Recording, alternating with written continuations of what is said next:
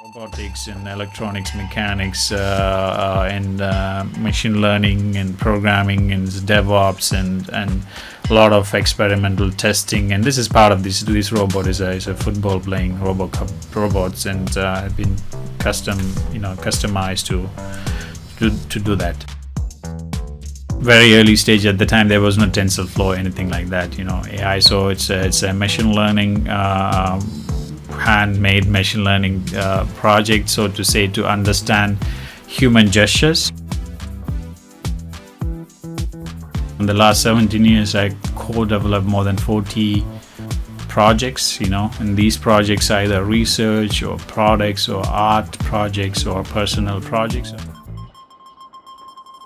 The world is changing. The yesterday's job doesn't exist today, and there's no one domain or discipline that exist in his in own silo or in isolation. You need to really connect with those other parts.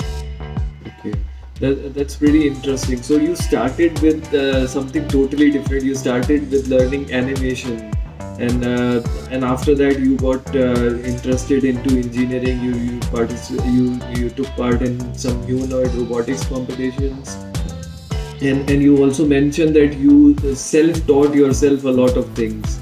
So what was that process like? I was born in Sri Lanka during the time, in a war zone. So in 80s, when several people, family members in our family were just collateral damage, neither rebels or neither government side. Just the collateral damage. Several people died. At the age of 14-15, I was when I was a child refugee.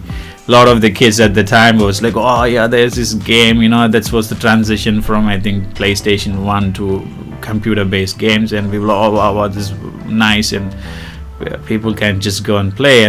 But I was very curious how the game was made, and so I was making games at the age.